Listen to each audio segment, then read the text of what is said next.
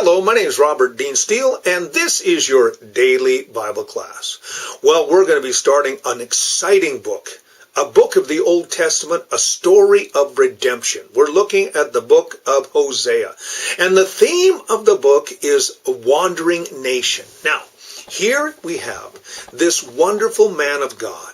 He is pleading to his nation because his nation has turned its back on God. A covenant nation, a people of God had turned their back.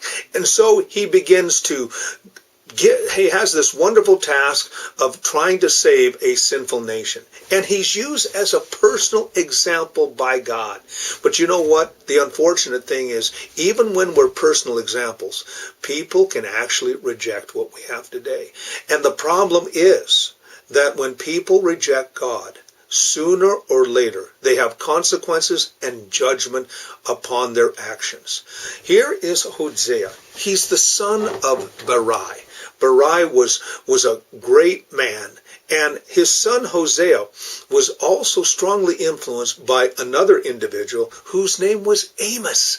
Amos was a man who was called by God. He was a man from Judah, and he came up on what we would call an Old Testament full gospel businessman type prophetic call. Amos was a shepherd, a fruit farmer, and as well, he was a rancher. And he came up there and spoke to the nation of Israel for about 3 weeks, telling them that God wanted them back. Hosea was also a man who was called by God to remind the people that they could be restored. You see, Hosea was a true evangelist and had a great burden for souls. He wanted his nation back. And we need men like Hosea today, women like Hosea today, individuals who have a strong evangelistic heart.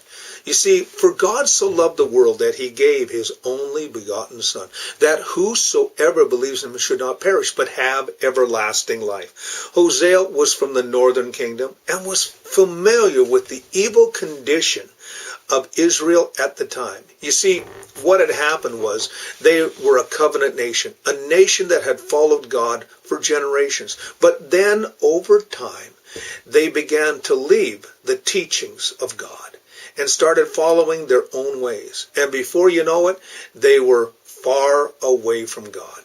It can happen. We need to stay as close to the Lord as possible. This strongly influenced his message and added weight to his teachings and to his pleadings. He said, please come back to God. You can still serve the Lord.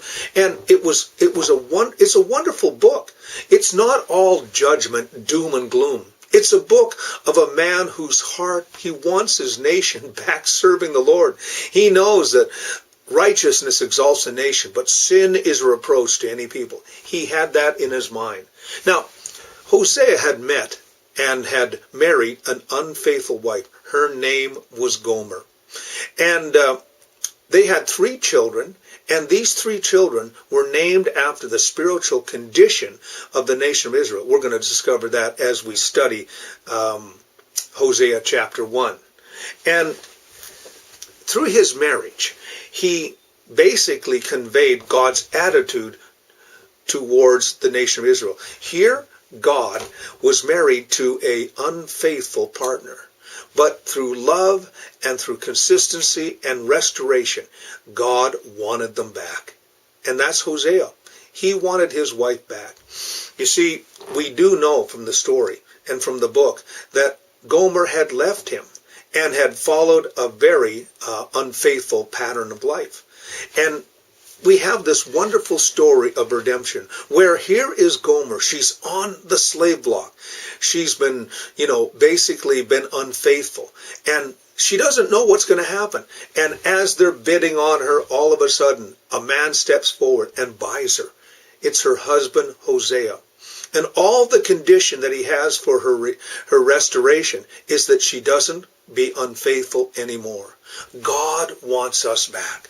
God does not want us to be unfaithful. He wants us to serve him and love him as he loves us.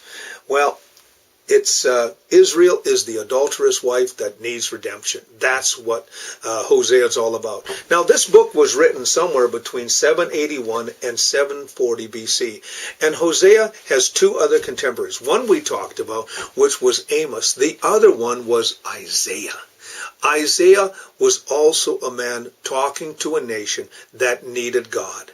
Judah was not far behind Israel when it came to what was going on. You see, we have to be so careful.